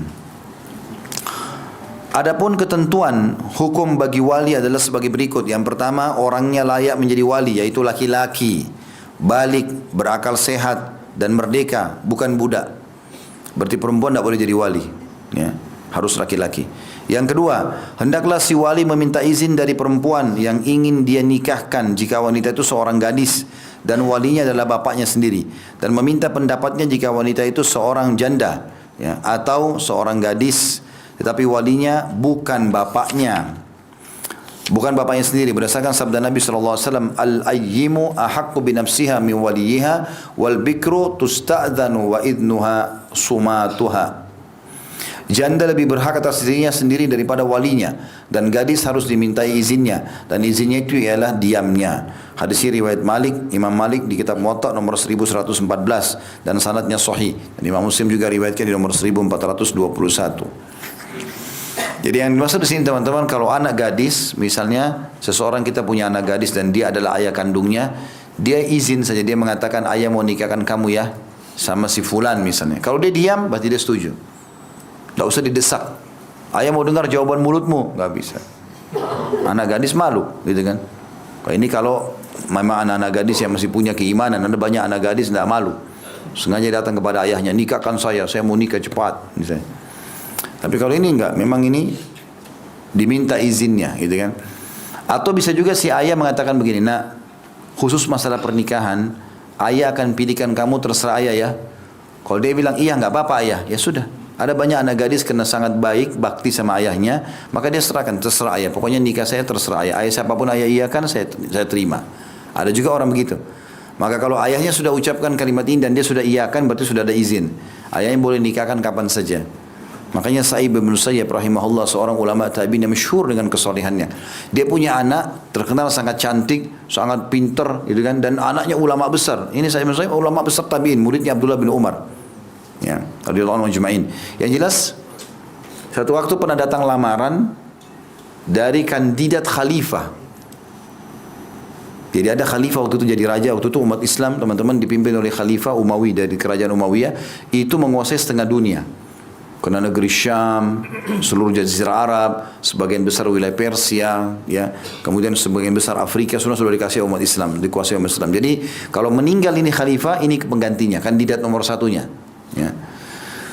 Maka ini teman-teman sekalian dilamarkan oleh khalifah untuk menikahi anaknya Sa'id bin Musayyib karena terkenal cantik, pintar, dewasa, hafal Al-Quran, hafal sekian banyak hadis. Khalifah mau ini calonnya nanti didampingi oleh orang wanita salihah. Ternyata lamarannya oleh Sa'id bin Musayyib ditolak sama dia. Padahal Sa'id bin Musayyib orang ulama besar, tapi bukan orang kaya raya. Ditolak sama dia. Kemudian waktu sementara dia kirim surat penolakannya itu, dia nggak mau khalifah datang lagi memohon-mohon. Subhanallah, dia selesai isi pengajian, bubar pengajiannya. Ada satu murid dia sudah 2 minggu nggak hadir. 2 minggu nggak hadir. Dia tahu sama dia. Saya tanya, mana kau ini? 2 minggu hilang. Bilang, wahai guru, imam, kalau kita sekarang dipanggil ustaz atau kiai, wahai imam, istri saya baru meninggal, dia bilang, baru meninggal kemarin, dan saya tidak dikaruniai anak sama istri saya ini, baru meninggal dan tidak ada yang bantu saya orang miskin, maka saya sibuk dengan urus jenazahnya segala macam, ya, juga kembalikan beberapa hal yang berhubungan dengan kerabatnya dia, hak-haknya segala macam. Terus kata saya, kenapa kau nggak cerita sama saya, mungkin saya bisa bantu. Dia bilang, sudahlah, anda seorang ulama, punya ta'lim segala macam, tidak apa-apa. Terus kata saya, kau mau nikah nggak? Dia bilang, siapa yang mau nikahkan saya? Saya orang miskin, wahai imam. Dia bilang, saya nikahkan kamu sama anak saya. Terus kata dia, anda nikahkan saya? Dia bilang, ya. Ini muridnya tahu anaknya nih. Anaknya sangat cantik, pintar, gadis, banyak sekali kelebihannya. Kata dia, anda nikahkan? Dia bilang, ya. Kau mau nikah mau? Pegang tangannya. Saya nikahkan kau sama anak perempuan saya. Panggil 2 saksi. Ya, suruh keluarkan dari kantongnya mahar yang dia punya, 3 dirham atau berapa dirham. saya nikahkan kamu sama anak perempuan saya Fulana binti Fulana. Dia bilang saya nikah, saya terima nikahnya. Terjadi pernikahan, kurang dari 5 menit. Lalu saya Ibn Musayyib gembira, sebarkan berita, sudah dinikahkan anaknya sama perempuan. Sampai ke khalifah. Khalifah bingung, ini kenapa ditolak? Kandidat khalifah masih bujang, gagah, pintar, terus dinikahkan sama muridnya yang duda, gitu kan, miskin. Ini bagaimana pikirannya Sa'id bin Musayyib ini? Orang tidak paham. Tapi dia sangat soleh, dia tahu apa yang diambil keputusan. Yang jelas, menikahlah. Kata si muridnya ini, setelah itu Sa'id bin Musayyib pulang ke rumahnya. Saya juga pulang ke rumah saya, tapi saya masih mengkhayal, ini sudah jadi suami atau belum ini gitu. Tapi sudah akad nikah. Bilang hari itu saya lagi puasa, hari Kamis dia lagi puasa. Bilang saya lagi siapkan buka puasa di sore hari, rumah saya masih berantakan karena ya, saya sendirian di rumah. Sedangkan juga dengan roti kering, saya mau buka puasa, tiba-tiba ada yang ketuk pintu rumah saya. Saya tanya siapa? Dia bilang Said. Saya terlintas semua teman saya namanya Said kecuali guru saya itu. Dia bilang saya nggak ingat ini. Begitu saya buka, saya Ibn Musayyib. Dia bilang, hai guru kenapa? Biar saya yang datang kepada anda. Dia bilang tidak. Hari ini saya layak datang kepadamu. Lalu dia bilang, masuklah anakku. Dia bilang pas dia minggir di belakangnya ada anak perempuannya. Masuk sekarang ke rumah suamimu. Lalu saya mengatakan, nikmatilah hidup kalian. Assalamualaikum. Pergi. Kata orang ini, muridnya bilang, saya benar-benar jadi kaku. Enggak tahu mau buat apa. Tiba-tiba anaknya orang diantar begini ke rumahnya. Enggak ada acara nikah, enggak ada apa ini gitu. Dia bilang, langsung saya bilang, baiklah, bisa sebentar, saya mau hubungi kerabat saya dulu. Dia bilang, saya hubungi siapa ya, ada tante saya, siapa lah kerabat kamu kumpul. Dia bilang, tolong saya ini. Kenapa? Saya baru dinikahkan sama Sa'id bin Musayyib. Dia bilang, saya baru nikah. Kata keluarganya, siapa yang mau nikahkan kau orang miskin gitu. Dia bilang, saya dinikahkan sama anaknya Sa'id bin Musayyib. Orang tahu ulama besar. Nggak mungkin, siapa? Demi Allah ada di rumah anaknya, dia bilang. Tantunya datang, saudaranya datang. Benar ini anaknya saya Ibn Musayyib. Sudah nikah, sudah nikah.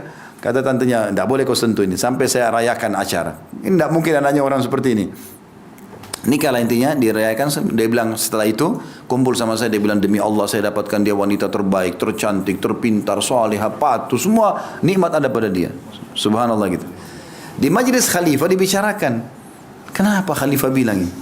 Apa ceritanya saya Ibn Musayyib ini? Cari orang miskin duda, tinggalkan kandidat khalifah. Rupanya ada di situ yang hadir, juga pernah hadir di majlisnya. Dia penasaran untuk penolakan itu, dia datang ke majlisnya Said, tapi dia tidak dikenal. Ada pernah orang tanya sepintas, dijawab sama Said. Dia bilang saya punya jawabannya. Kata khalifah apa jawabannya? Dia bilang saya dulu di majlisnya ditanya sama salah satu muridnya, tapi ini pembicaraan mereka berdua. Saya cuma dengar dari jauh. Pembicaranya ditanya, kenapa anda terima nikahin sama fulan duda miskin dengan tinggalkan khalifah? Dia bilang anak saya sudah kader hafal Quran 30 juz, hafal sekian ribu hadis. Saya harap dia jadi kader saya, gitu kan. Kata sebagian ulama, saya ini tidak punya anak laki-laki. Jadi punya anak perempuan saja, makanya dicetak sama dia menjadi kader ulama lah, membina umat gitu lah. Maka sekarang kalau saya biarkan nikah sama kandidat khalifah, dia pergi ke istana, dayang-dayang, dia lupa nanti semua itu. Nggak ada lagi hadis, nggak ada lagi Al-Quran, nggak ada lagi semua ini. Sibuk dengan itu dunia. Maka apa yang saya bangun selama ini sia-sia.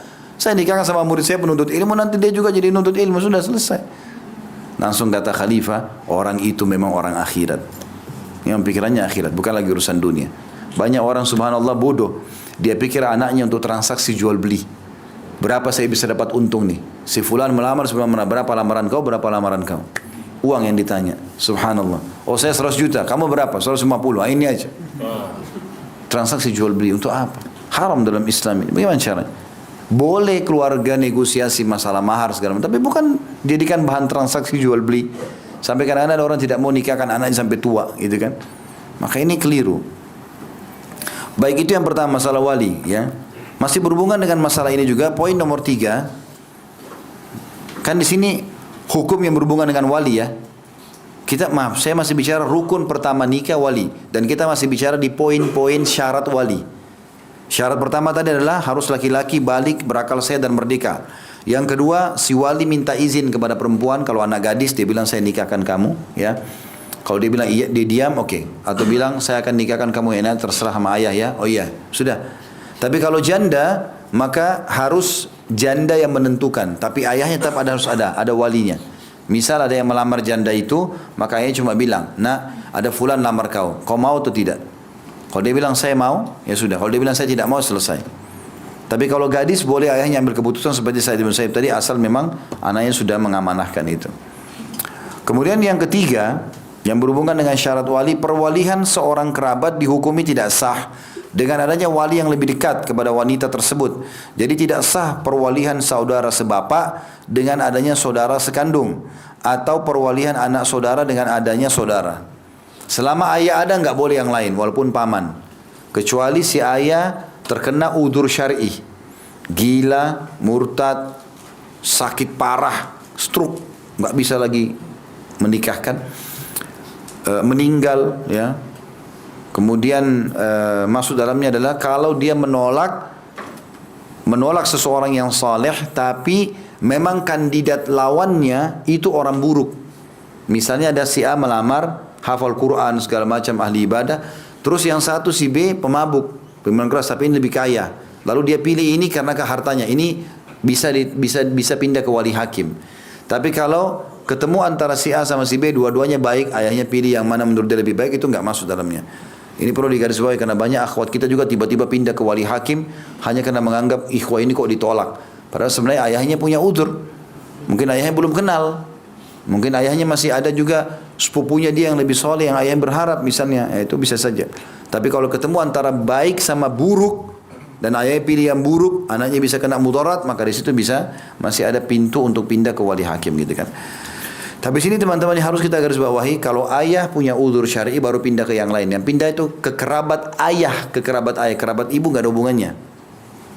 Paman dari ayah, paman-paman semuanya sudah tidak ada, meninggal misalnya, pindah ke saudara dia. Saudara dia pun ada level-levelnya. Saudara seayah seibu atau saudara kandung itu lebih dekat jadi wali daripada saudara seayah saja. Bagaimana tuh saudara seayah? Misal ada laki-laki poligami punya 2 orang istri, ya. Istri pertama punya anak, istri kedua punya anak. Maka ini anak dari 2 istri namanya saudara seayah, karena mereka satu ayah tapi beda ibu.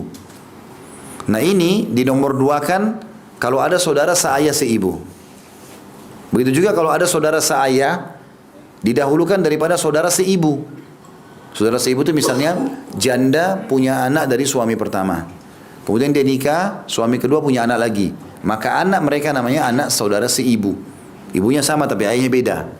Nah ini level-levelnya. Maka tidak sah perwalihan, kata Syekh Abu Bakar rahimahullah, kalau kita pakai wali yang jauh sementara wali dekat masih ada. Ini juga bagi laki-laki bertawakal kepada Allah ya, karena banyak kasus di Indonesia terjadi, mereka melamar, minta sama ayahnya perempuan ditolak. Maka dia pindah ke ibunya. Lalu ibunya lah yang diberikan hadiah segala macam. Perempuan terima hadiah terus suka, akhirnya terima lamaran dia. Terus menikah walaupun ayahnya nggak setuju. Ini batal. Walaupun ibunya setuju 1000 kali, nggak boleh. Ini ibu-ibu di sini bertawakal kepada Allah. Keputusan pernikahan di tangan suaminya ibu. Jangan ikut-ikutan, nggak boleh. Suami gak setuju ikut saja. Ya saya setuju. Anak kita datang, ibu gini-gini, ayahmu. Ayah setuju, ibu setuju. Enggak. Jangan masuk ke zona itu karena nikahnya batal. Kata Nabi SAW, ayyamam ra'atin angkahat nafsa bighairi idni waliyuha fanikahuha batil. Perempuan manapun yang berani-berani nikahkan dirinya tanpa izin walinya, nikahnya batal. Zina itu. Enggak boleh. Ini banyak terjadi dan banyak rumah tangga rusak tidak berlanjut gara-gara itu.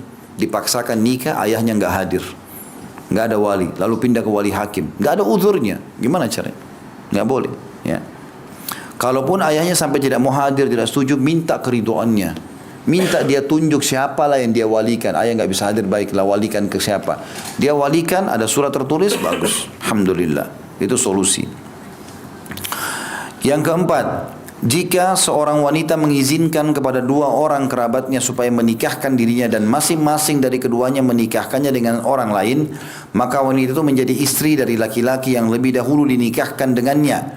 Dan jika akad dilaksanakan pada waktu yang sama, maka pernikahan wanita itu dengan kedua laki-laki tersebut dihukumi batal. Misal gini, ada seorang wanita bilang ayahnya sudah meninggal, dia sekarang punya paman 2, ya.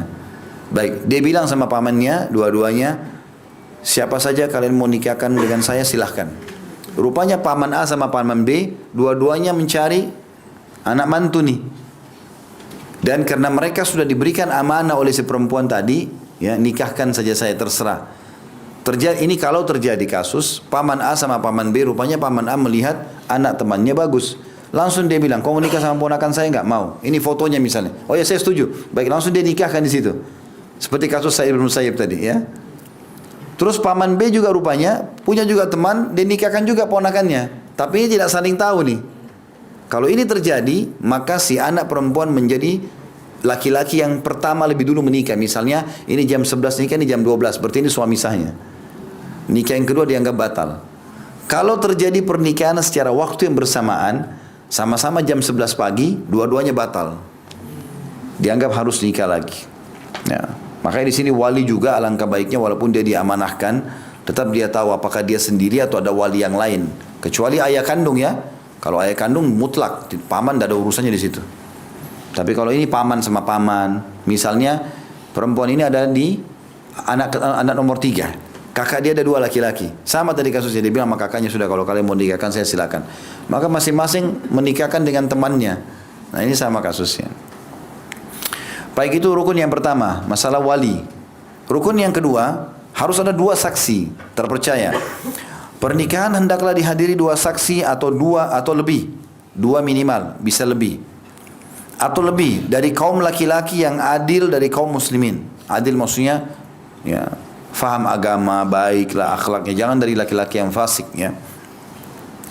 Hal itu berdasarkan firman Allah SWT dalam surat At-Talaq ayat 2, "A'udzubillahi minasyaitonirrajim.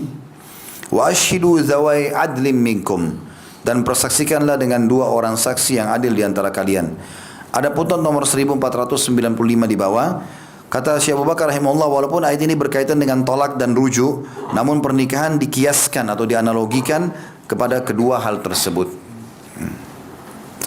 Juga berdasarkan sabda Nabi SAW, "La nikaha illa biwalin wa syahidai adl." Tidak ada nikah kecuali dengan wali dan 2 orang saksi yang adil. Hadis riwayat Baihaqi di jilid 7 halaman 125 dan Ad-Darul Qutni jilid 3 halaman 226. Hadis ini memiliki tanggapan sebagian ulama, kemudian Imam Syafi'i meriwayatkan secara mursal dari jalan lain, dan beliau berkata jumhur ulama mengamalkannya. Begitu juga yang dilakukan atau dikatakan oleh At-Tirmidzi. Adapun ketentuan hukum bagi kedua orang saksi adalah sebagai berikut. Yang pertama, saksi nikah terdiri dari 2 orang atau lebih. Yang kedua, kedua orang saksi nikah hendaklah orang yang adil, yang dibuktikannya dengan meninggalkan dosa-dosa besar dan kebanyakan dosa-dosa kecil. Sedang orang fasik, ahli maksiat adalah orang yang biasa melakukan zina, meminum minuman keras, atau memakan harta riba, sehingga kesaksian dihukumi tidak sah. Hal tersebut berdasarkan firman Allah SWT, "Wa asyhidu dzawai adl minkum," dan persaksikanlah dengan 2 orang saksi yang adil di antara kalian. At-Talaq ayat 2. Juga berdasarkan sabda Nabi SAW, "La nikah illa biwalin wa syahidai adil." Tidak ada nikah kecuali dengan wali dan 2 orang saksi yang adil. Ini sudah kita sebutkan tadi, diriwayatkan oleh Al-Baihaqi dan Darul Qutni. Yang ketiga, di masa kita sekarang sebaiknya jumlah saksi diperbanyak karena sedikitnya orang yang adil. Orang adil maksudnya orang yang baik lah ya. Kalau kita ragu, keluarganya umumnya adalah orang fasik, maka panggil lebih dari 2 orang saksi.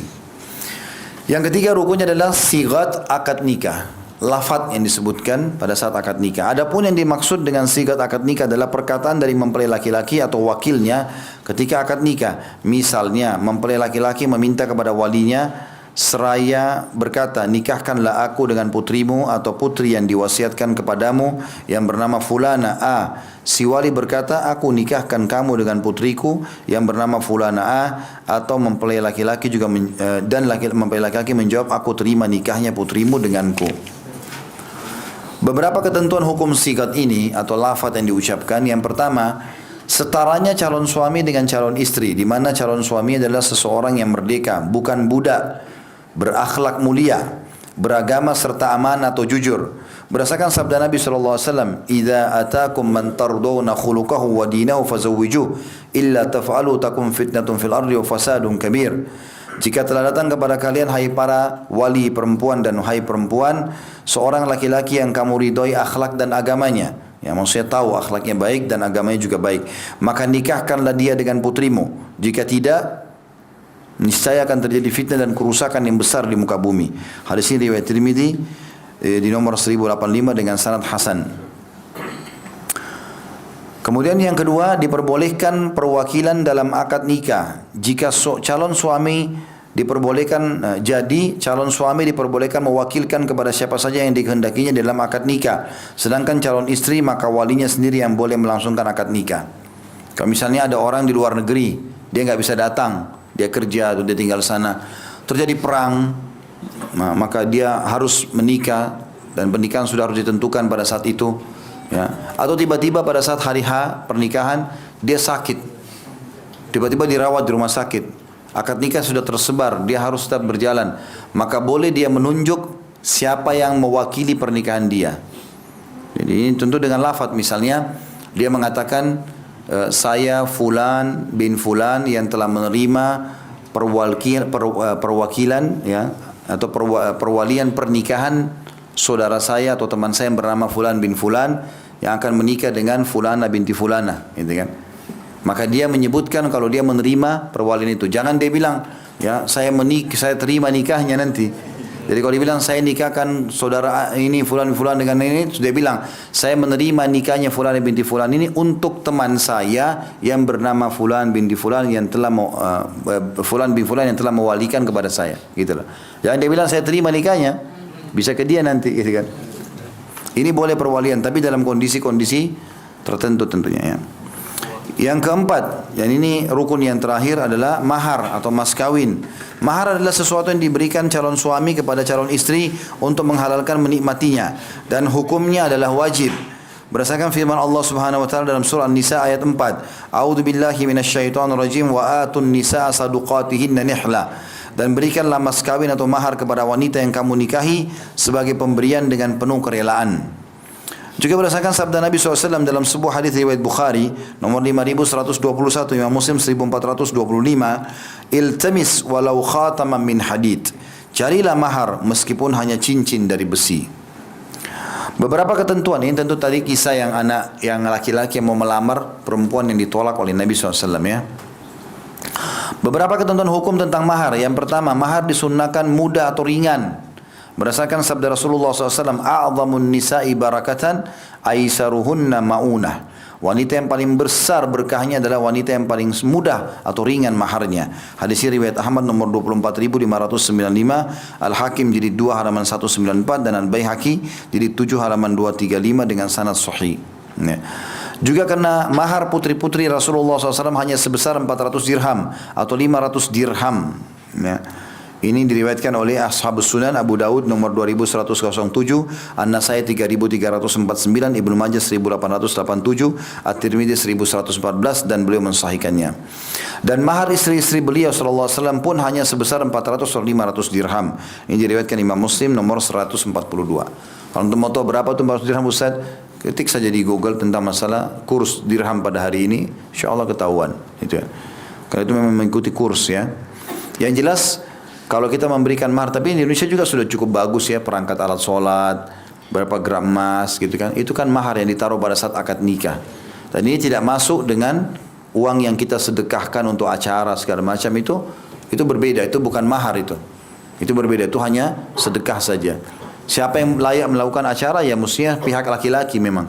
Karena Nabi SAW berkata kepada Abdurrahman bin Auf yang sudah menikah, Aulim walau bisyad, kau harus iklankan nikahmu walaupun dengan seekor kambing ya.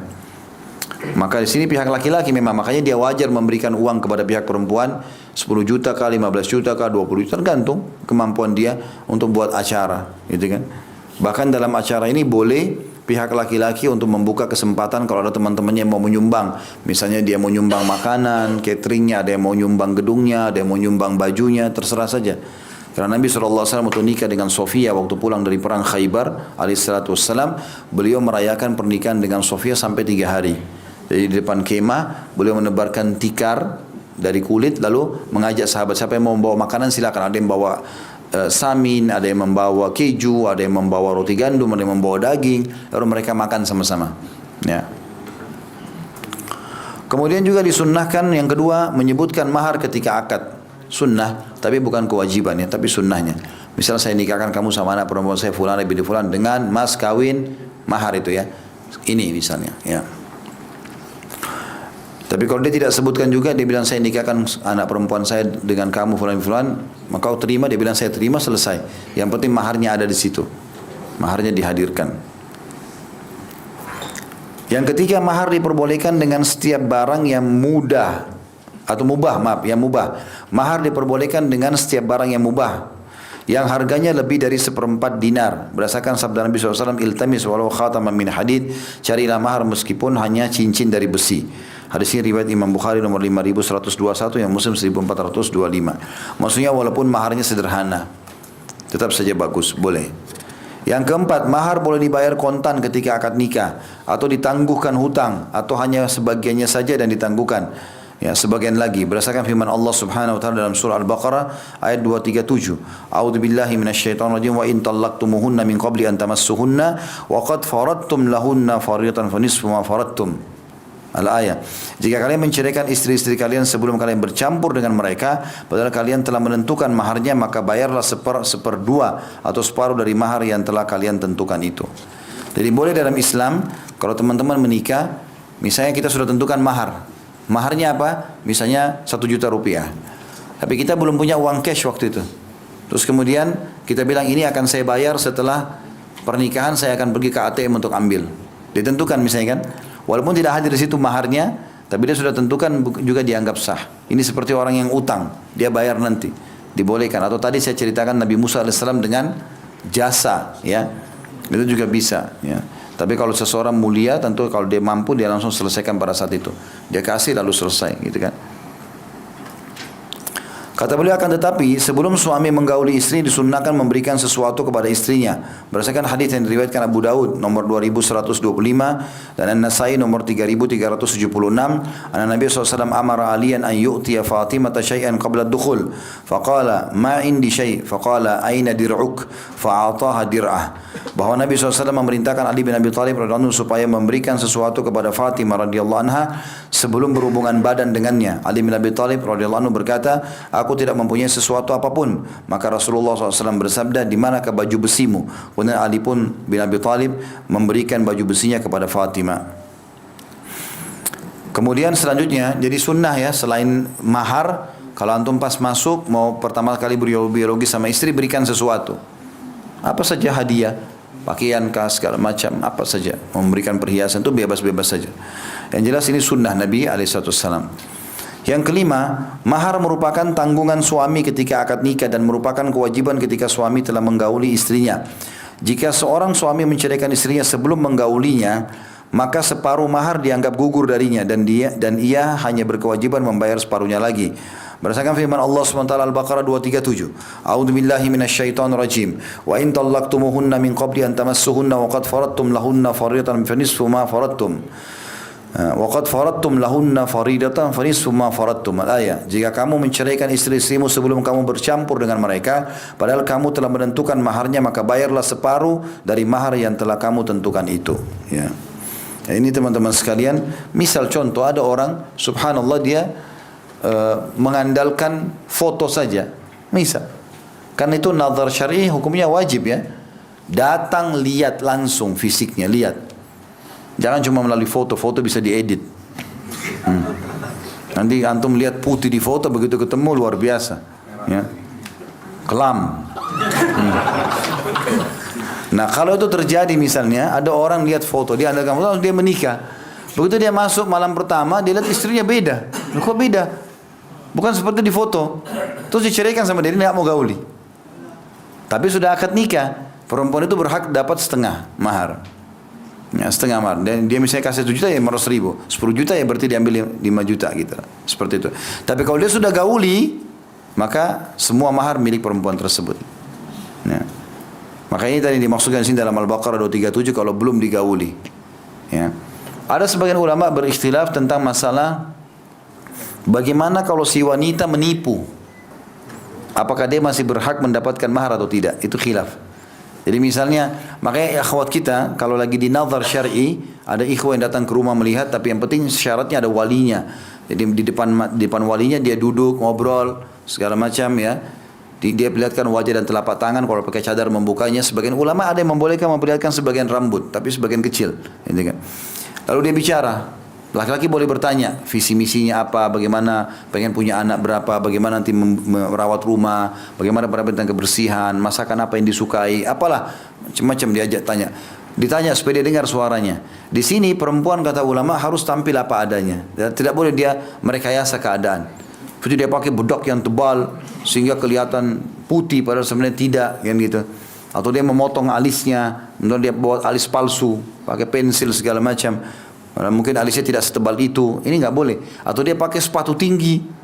Tingginya sepatunya saya sudah 18 cm. Jadi pada saat dia berdiri tertutup dengan bajunya, ini laki-laki bilang, oh sama tinggi saya nih. Ternyata pas malam pertama pendek. Maka ini penipuan. Nah, bagaimana kalau sampai terjadi perempuan itu menipu? Ya.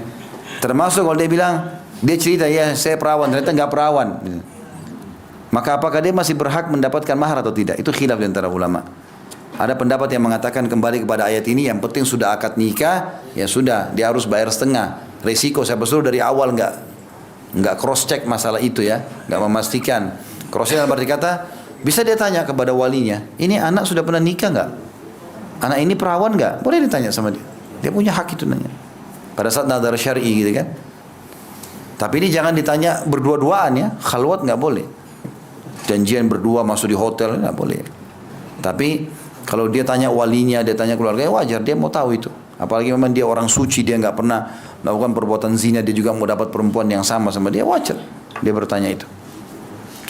Dan pertanyaan-pertanyaan ini mesti memang apa adanya dan dibutuhkan, dan ada bertakwa kepada Allah di situ, nggak boleh sembarangan. Ya, nggak boleh. Cukup warna kulitnya apa? Oh saya suka putih, sudah. Telapak tangan sama wajah wakili itu. Makanya perempuan tampil apa adanya tadi pada saat nazar syar'i. Ya. Kemudian yang keenam, jika suami meninggal dunia sebelum dia menggauli istrinya dan setelah akad, maka istri berhak mewarisinya serta berhak mendapatkan mahar secara utuh. Sebagaimana hal itu telah ditetapkan oleh Rasulullah SAW. Hadis ini diriwayatkan Abu Daud nomor 2114, An-Nasai nomor 3355, Ibnu Majah 1891, dan disahihkan oleh At-Tirmidzi nomor 1145. Yaitu bunyinya Nabi SAW memutuskan untuk Barwa binti Wasiq ketika suaminya meninggal dan belum menyebutkan maharnya, bahwa dia mendapatkan mahar seperti wanita yang sederajat dengannya. Jadi kalaulah qadarullah terjadi misalnya ada laki-laki menikah sama perempuan, sudah selesai acara gedung segala macam, begitu masuk di kamar malam pertama sesak nafas mati. Ajalnya belum menikmati istrinya sudah mati. Nah di sini kalau dia tidak meninggal berarti dia akan gauli istrinya, gitu kan? Istrinya tidak ada menipu, tidak ada segala macam. Memang dia niat gaul, tapi ajalnya datang, maka si perempuan berhak mendapatkan utuh mahar, walaupun belum digauli. Begitu juga dengan warisan, dia jadi menerima warisan. Kalau perempuan tadi yang menipu, nggak dapat warisan tentunya. Cuma yang khilaf yang terlalu masalah mahar, dia dapat setengah atau tidak. Seperti itulah. Maka ini juga perlu digarisbawahi. Kata beliau, hal itu berlaku jika maharnya telah ditentukan. Tapi jika maharnya belum ditentukan, maka istri berhak mendapatkan mahar sebesar mahar wanita yang sederajat dengannya, lalu menjalani masa iddah setelahnya. Jadi kalau misalnya laki-laki itu sudah tentukan maharnya 5 juta, lalu dia masuk, meninggal dunia, maka mahar semua utuh buat istrinya. Tapi kalau dia bilang, saya akan nikah sama kamu ya, maharnya menyusul. Dia tidak sempat sebutkan jumlahnya berapa. Lalu kemudian dia masuk, sebelum gaul istri dia meninggal. Maka wanita tersebut diberikan mahar standar di kota itu atau di wilayah itu, biasa anak gadis dikasih berapa. Maka diberikanlah mahar seperti itu. Sebagaimana hadits yang sudah disebutkan ini. Allahu a'lam. Bagi saya pertanyaan nanti insyaAllah kita lanjutkan pertemuan akan datang. Saya akan baca juga nanti. Masih dalam bab nikah juga. Subhanakallahumma bihamdika. Asyhadu an la ilaha illa anta astaghfiruka wa atubu ilaik. Wassalamualaikum.